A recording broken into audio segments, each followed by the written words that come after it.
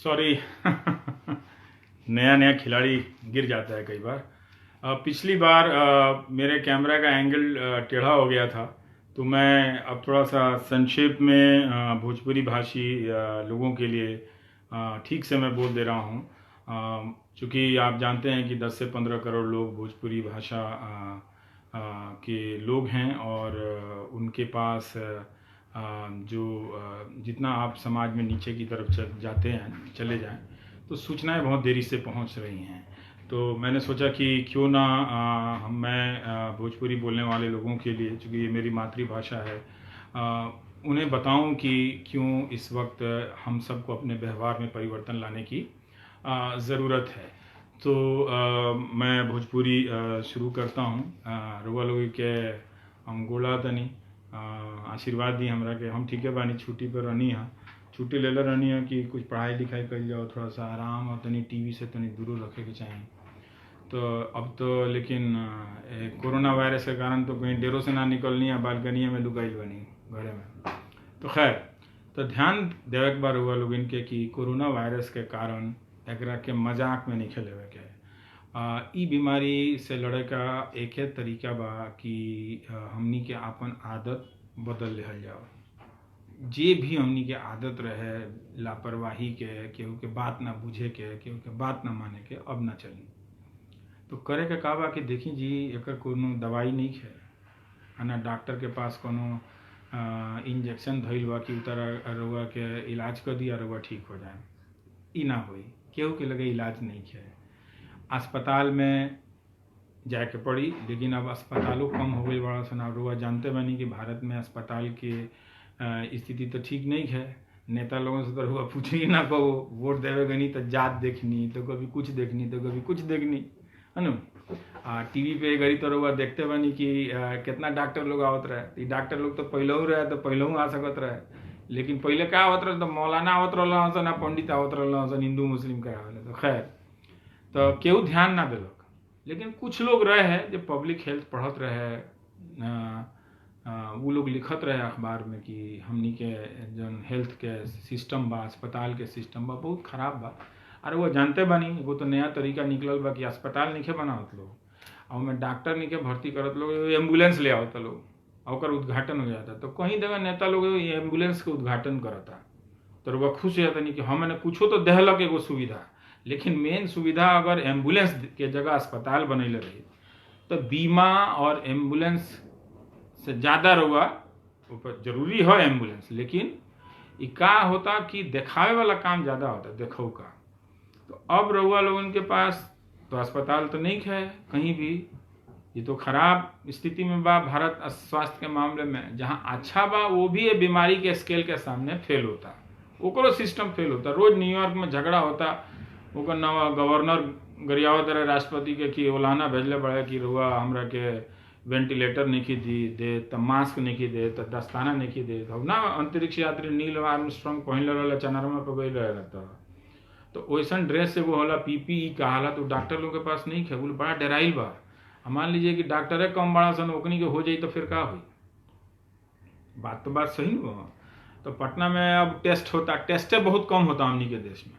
तो टेस्ट के वो किट होला तो कम बा। रउआ बेतिया में, सहरसा में, आरा में, बक्सर में, भागलपुर में कुछ धइल बा, वो टेस्ट हुई के बुझनी है रउआ को पता कहीं नहीं। हाँ, तो ऐसे कहे के माने ई बा कि हमनिए के अपना के ठीक रखे के बा।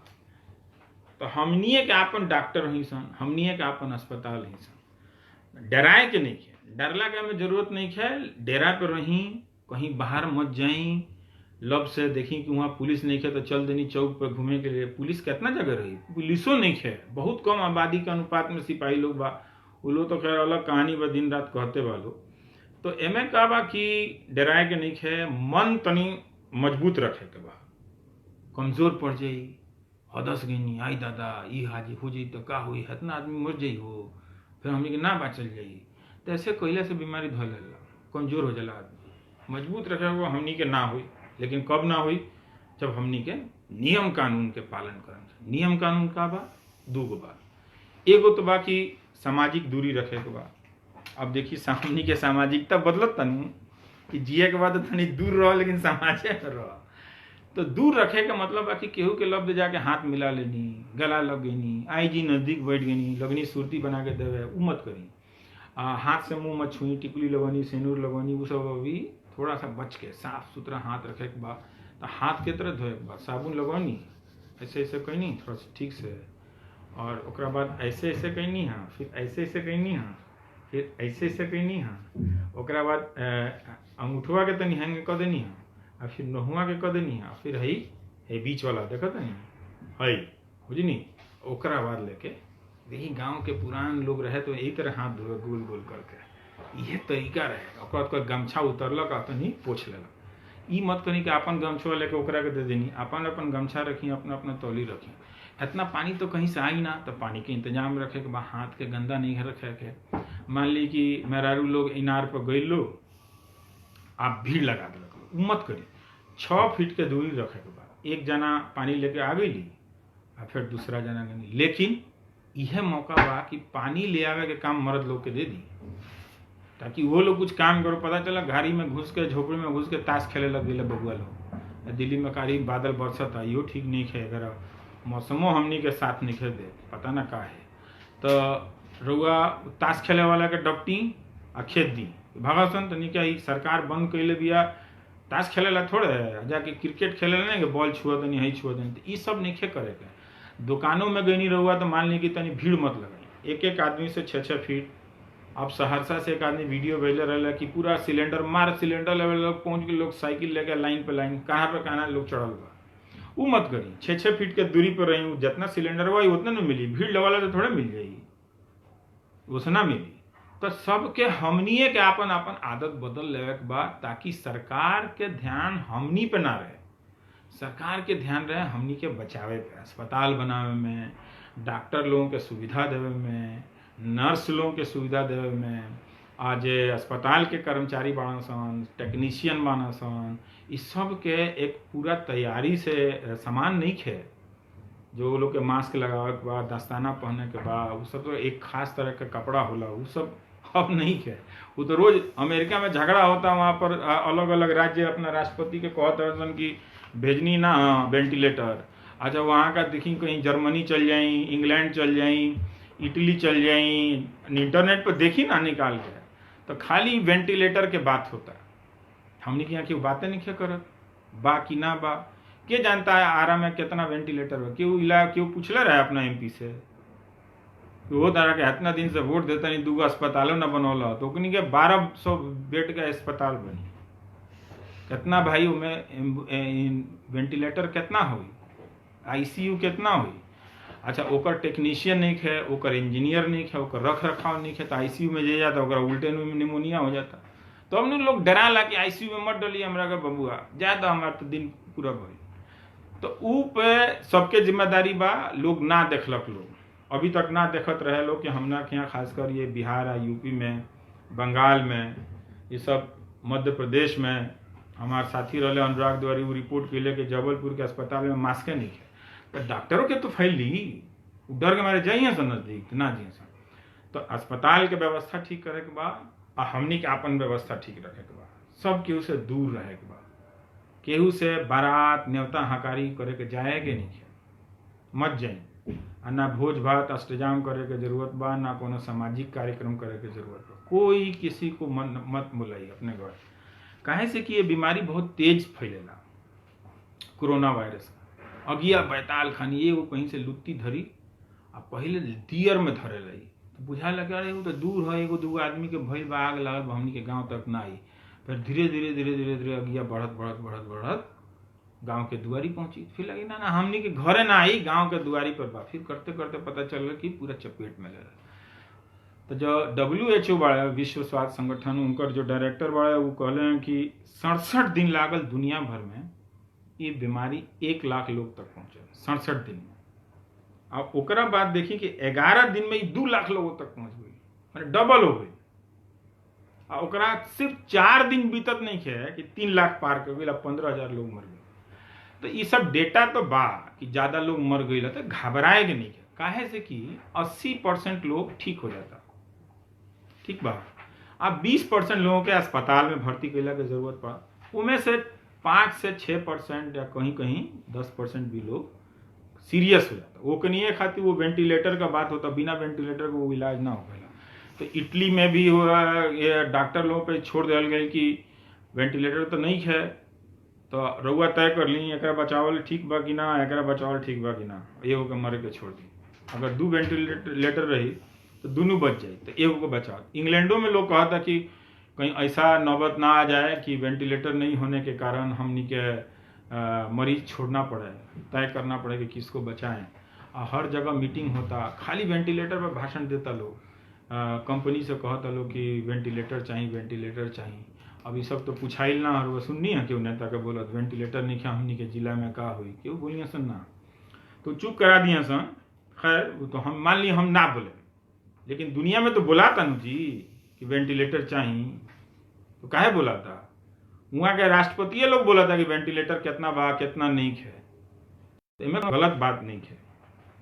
तो वह एक गो इलाज बा, कोनो इंजेक्शन नहीं है, कोनो दवाई टोटका में नहीं है पड़े के, एक गो इलाज बा, स्टे एट होम। अंग्रेजी में कहा था सन, हिंदी में भइल कि रउआ अपना घर पे रही, डेराई नहीं या डेरा पे रही। दो बात समझ गए नहीं, डेरा पर रहना है, डराना नहीं है, सब सिंपल, ये इलाज है इसका, बच जाएंगे आप। हेल्दी रखना है, इन्हें बर्फ डाल के पानी पी लेनी, खोखी हो गया लागल, बुखार हो गई, वो सब भी नहीं करना है, तो कमजोर हो जाता है शरीर।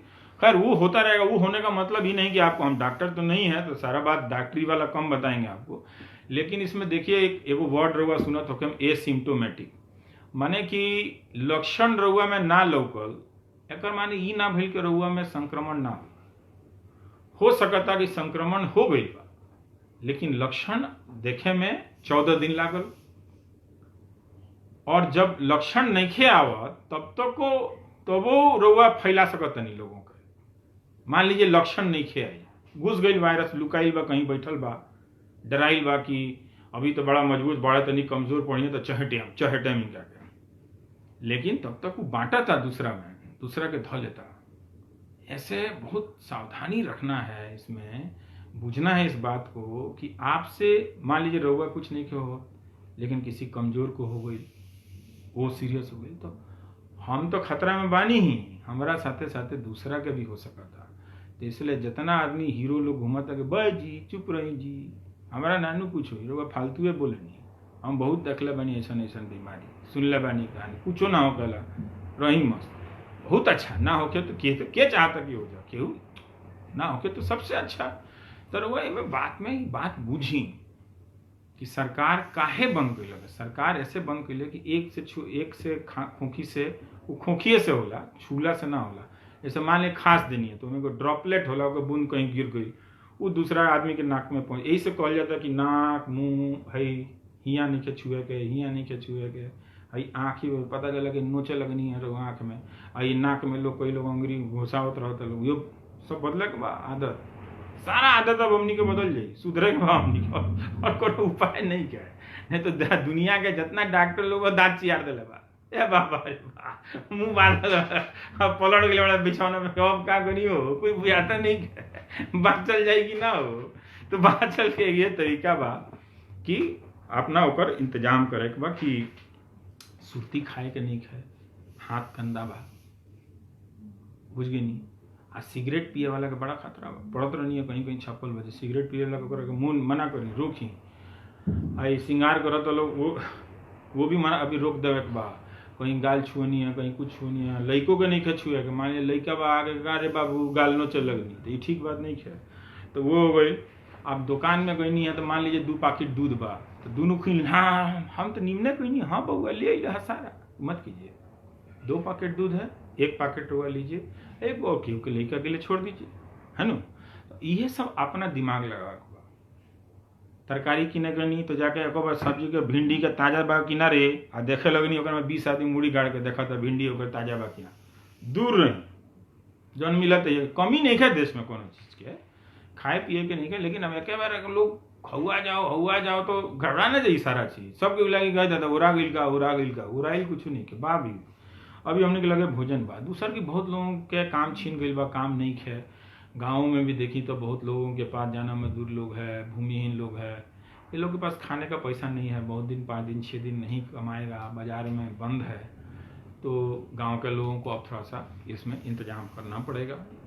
2 रोटी 1 कटोरी एक घर से, 2 रोटी 1 कटोरी एक घर से लेके, मान लीजिए कि लंगरे बननी तो ऐसा इस तरह मत बना दी कि एक बार समियाना तन्नी आ एगो यहाँ पर भात बनता, एगो में दाल बनता, एगो में भुजिया बनता, फोटो खिंचा के आ टिकटॉक पर डालने बनी के बड़ा समाज सेवा कर दे। ना, कोना में कहीं भात बनो, कोना में कहीं दाल बनो, कोना में कहीं सब्जी बनो, आ एक साथ पत्तल बिछा के और परोस दे जाओ, आ लोग से कहल जाओ कि एक एक करके आइए, अपना अपना प्लेट लेके चले जाइए। सुबह शाम और नाश्ता का भी व्यवस्था कर दीजिए, थोड़ा सा वो लोग भी खाएगा, नहीं तो कैसे होगा। अब तो हम लोग का ज़िंदगी का कोई ठिकाना है नहीं, तो अब पैसा रख के कहाँ जाइएगा। इसीलिए सबको करना है। सरकार लोग भी अपना अपना करोड़ों रुपया का अनाउंस कर रहा है, मिलेगा कि नहीं मिलेगा, आएगा। कर्मचारी लोग डराया हुआ है कि जाएं कि नहीं जाएं, इतना आदमी जा रहे हैं, तो उस लोग ये सब हो ही भाग जाइए सन ड्यूटी से, कुछ हो ये सब होत रही।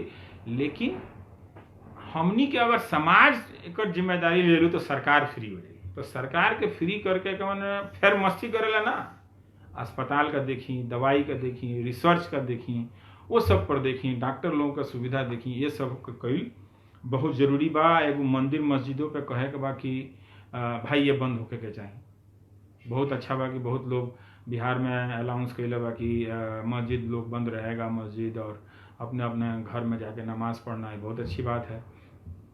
पूजा के लिए मंदिर में नहीं जाना है, पुजारी जी को रहने दीजिए, मौलवी जी को रहने दीजिए वहाँ पर। और मंदिर मस्जिद में देखिए कि जो बड़ी मस्जिद बनल बड़ी लोग, अब में खाली मैदान जैसा जगह बा, तो वो सब के भी हमनी के ज़रूरत पड़ सकता कि बिछौना बिछा के और क्वारंटाइन सेंटर बनावे के। तो वो सब भी अपना भी तरफ से भी तैयारी करके रखी, गांव से दूर मस्जिद में, मंदिर में, मान लीजिए मठे के बाद ज़मीन बा तो उमें बना देनी है। तो ये सब सोच के खुद हूँ रखे के भाई, खुद सबके लड़े के बाद, ये कोनो 5 दिन के बाद नहीं है। 2.5 महीना का समय चल गई है, सरकार लोग के पास रहे। अब वो पूछे लगे तो लोगों के तकलीफ हो जाए, कहीं खूबी काहे नहीं का बताओ, तो का बताई ना, जाके वो डॉक्टर से वो कहता सन, डॉक्टर लोग सन कि हमनी के लगा मास्क नहीं खे, ग्लव्स नहीं खे, हम कहते नहीं, जाके पूछी ना, कोनो डॉक्टर कहता कि ओकरा लगे सब हम गलत बोलते नहीं। कहीं कौन बड़ा अस्पताल में 2 गो 4 गो 5 गो बात, ये सब पहले हमनी का 2.5 महीना में 30 जनवरी के केस आयल है, तो इंतजाम कर ले चाहत रहे, तो ना भइल, तो फंस गई बड़ी लोग। निकले के एक गो रास्ता बा, घर में रही, दूर सबसे दूरी बना के रखी, अहीं कुछ अमाट बमाट खैला से तनी बची भाई, ताकि बीमार ना पड़ी। क्योंकि अस्पतालों तो बंद हुआ, अस्पताल का सारा सेवा अब इमरजेंसी में लगी। तो ये सब के जिम्मेदारी बा कि अपन ख्याल रखे के बाद तो बताइए देनी। हाँ, क्रिकेट खेले के नहीं खे, और सिम्टम करुआ बताइए देनी है कि 14 दिन में खूब तेज बुखार हुई, खांसी हुई, खखार नहीं। अगर खखार आवता तो चिंता मत करिए, मान लीजिए खखार नहीं, कंठ में तीत लागता, जलता, बुझाता कि कुछ कटले बा, तो चेक हुई। तो अब मान लीजिए कि रुआ बानी आरा में बानी, बक्सर में बानी, गहमर में बानी, गाजीपुर में, और रुआ बानी आजमगढ़ में, कहाँ से जाऊँ, कहाँ से चेक पता बा कि कौन डॉक्टर के जाके सैंपल देवे के बा, टेस्ट किट नहीं किया, जो चीज़ से टेस्ट होता है वो नहीं किया। अब देखिए भारत इतना दिन से बीमारी चलता, 20,000 काल ले 20,000 कुल टेस्ट भइल बा। साउथ कोरिया 3.5 लाख है। तो साउथ कोरिया का नियम है कि हम सिम्टम का इंतजार नहीं करेंगे, जो भी छींक छूक रहा है उसको थोड़ा बुखार जैसा, हम उसका चेक करेंगे पहले। अब यहाँ होता है कि सिम्टम आ जाए, मैंने बीमारी हो जाओ तो टेस्ट हो। तो रोज हमें बदलातो बा नियम जैसा जैसा, चूंकि साधन कम बा, पैसा कम बा, आ तैयारी फिर हम आ जाइए ऊपर, तो फिर लोग कही कि देखो रवीश कुमार तारीफ नहीं खे कर, तो कौन सी के तारीफ करी भाई, 30 जन में बताई ना क्या करनी, कहीं नहीं होगा। दुनिया भर में देश में लॉकडाउन तो पहले होता रहा है, तो रहुआ 20 मार्च ला कहे ला बैठ के नहीं, हाँ 22 मार्च ला ये पहले कहे ना भाई, होगा कि नहीं चाहत रहा है। ना पूछी कि वेंटिलेटर बाकी ना बा, दवाई बाकी ना बा, ना छोड़ दी पूछल। डॉक्टर लोग काहे फोन करता फिर तो हमरा के कि भाई हमनी के मास्क वास्क नहीं खे, तो डॉक्टरों को बचावल जरूरी बा, वो रही सन तब हमनी के रहन सन, तो हमनी के ठीक रहन सन तो डॉक्टरों ठीक रही। तो अब हमनी के ऊपर ये जिम्मेदारी आ गई बा कि हमनी के जे भी घर में बा वो इंतजाम से रहो, ड्रामा मत करो, कोई रिस्क लेने का कोई ज़रूरत नहीं है। हाथ साफ रखना है, पानी कम पड़ेगा, पानी नहीं, अभी तो गर्मी चढ़ेगा तो पानी नहीं मिलेगा, लड़का फैका है वो सब, जैसे चापाकल है। अब गांव में एगो क्लस्टर में 50 घर के क्लस्टर में नेताजी वोट लेने के लिए लगा दिए अपना, उसको चल दिए पटना रहने के लिए, दोबारा देखने नहीं आए। वहाँ काई जमा हुआ है, सब जमा हुआ है, 20 गो मेहरारू लोग, 2 गो लड़का लंगटा खेला तरसन हो जाओ, पहुँच गई बड़ा पानी भरेला, बुझाता का कहानी है बुझात न बा तो बुझी रहो। तो हुआ पे जाके भीड़ नहीं खिला, एक जना पानी भर के चल गई, दूसरा जना एमें इहो करे के बा कि सारा लोग गगरी मर्द के मुड़ी पर धरे के बा कि वो लोग जाओ लोग भरे, क्योंकि वो लोग के कोनो अब काम नहीं है तो वो काम करे लो, पानी भर भर के ले आओ लो, वो सीनो बदलो, कुछ सीखो लो, तब वो लोग समझी लो कि औरत लोग के कितना काम करे के पड़ा था। तो वो सिम्टम के बाद बा इटली में आप लोग जानते बानी कि 6000 लोग मर गई बा। लेकिन ये जो आंकड़ा हमने के देखत नहीं सना, बहुत लोग कहता कि 2 करोड़ लोग के हो जाई, तो कहीं 10 लाख लोग मर जाई, मनाई कि ये सब ना हो, लेकिन इंतजाम से रहें न तो उसे लड़ सकता नहीं। हाँ, अब मन के मजबूत रखे के बा, डराए के नहीं है, मन मजबूत रही तो बीमारियों ना हुई। आ झूठ नहीं है बोले, मान लीजिए बहुत सारा लोग बा दिल्ली में देखता नहीं, विदेश से आइल बा, बताते नहीं है, ड्राइवर के मेड के कहते नहीं है, ओकरा का बुझाता, वो आइल भी ये काम करती है, ओकरा थोड़ा पता है इटली गई रहा घूमे, वो जे घूम के आइल ओकरा नहीं बताओ के चाहत रहा कि भाई तू गाड़ी लेके मत ये ले हमरा के, हम चल आओ तनी। अब वो ड्राइवर गई साहब के लेके आइल, ओकरो हो गई, एकरो हो गई, इलाज तो कहीं नहीं है ना, अब तो साहबों के इलाज नहीं है, विधायकों जी के पास कुछ नहीं है ना एमपीओ जी के पास कुछ बा। तो ऐसे हमनी के झूठ बोलनी सन, बहुत लोग झूठ बोलल, विदेश से आके लुका गए झूठ, ये लोग साँच बोलल रहे तो थोड़ा इंतजाम बढ़िया रही एयरपोर्ट पे, तो इतना अभियो भारत में कम फैलल बा, मनाई कि ना फैले, लेकिन जिस तेजी से फैला था ओकर लक्षण तो बाकी देश में जौन बात होने बा। एगो साउथ कोरिया देखत नहीं कि खूब बढ़िया इंतजाम कैले बा, ओकर पास टेस्ट किट काफ़ी बा, वो बना लेले बड़ा सन, वो तो अब निर्यातो करता, सऊदी अरब के 51,000 किट भेजले बा साउथ कोरिया। हमनी के क्यों नंबरे नहीं क्या बताओ कि भारत में कितना बा, बिहार में कितना बा, यूपी में कितना बा। अब संतोष जी कशिश न्यूज़ वाले कहत रहा कि 187 एगो बिहार में टेस्ट हुई बा, बताई 12 करोड़ आबादी बा, 187 लोगों का टेस्ट किल में नहीं को, वो जाके कोरिया में देखी तो 30,000 सैंपल रोज टेस्ट करत रहा। आई लोग एक दिन में 5,000 10,000 करत था कि ना, भगवान जाने के वे जानत हुई, हम तो नहीं जाना, प्रेस रिलीज में तो नहीं कहते। ये सब तैयारी रखे के बा, जाने के बा, और ये टाइम आइल बा हमनी के कि हमनी के हेल्थ और पढ़ाई जैसा बुनियादी चीज़ पर ध्यान दी। जात वाला विधायक, क्रिमिनल, लोफर नेता, ये सब से बचे के बा। जो लोग पढ़ाई लिखाई का बात करता है, अस्पताल बनाने का बात करता है, उसका बात कीजिए। ये सब सवाल सीखिए, पूछना समय लगता है। जैसे पहले आप कभी एक समय में आप रोड के सवाल पे सरकार गिरा दिए, एक समय में आप बिजली के सवाल पे सरकार बदल दिए, तो अब ये समय आया है अस्पताल का पूछने के लिए। अब नहीं बनाए तो अब आप फुटबॉल के मैदान में बना रहे हैं, कहीं खाली होटल देख रहे हैं उसको बना रहे हैं, है ना। बनाए होते तो पहले होता, कहाँ बनाए हैं बताइए। आज जो बना है वो कहीं ढंग से चालू नहीं हुआ है, कुछ कुछ चल रहा है, ऐसा भी नहीं है, लेकिन बहुत खराब स्थिति है, तो उसकी चिंता नहीं करनी है। अभी तो वो ठीक नहीं होगा, अभी हम सबको अपना अपना को ठीक करना है। तो यह बात कहे के रहे, बड़ा देर से खा में डांट दुखा गई हमारे, खड़ा खड़ा बुझाता कि छुट्टी पर रहनी है तो अब कितना दिन टीवी में आदमी घुसल रहो। लेकिन बहुत लोग कहलक है कि भाई खाली फेसबुक पर लिखा तो नहीं रहुआ, तो आके कहीं, तो हम सोचनी कि भोजपुरी के लोग के कहीं कि भाई इंतजाम से रहे के बाद घबराएगा नहीं खे, दिल्ली के पत्रकार के चक्कर में नहीं पड़े, क्योंकि कोनो सवाल नहीं पूछत सन सरकार से। लिख के दी हमरा के रुआ पत्रकार ही तो सवाल मत पूछी कि अस्पताल में डॉक्टर नहीं है, लिख के दी क्या अस्पताल में दवाई है, ये पूछना आपका काम नहीं है। नहीं पूछेंगे, फिर दीजिए लिख के।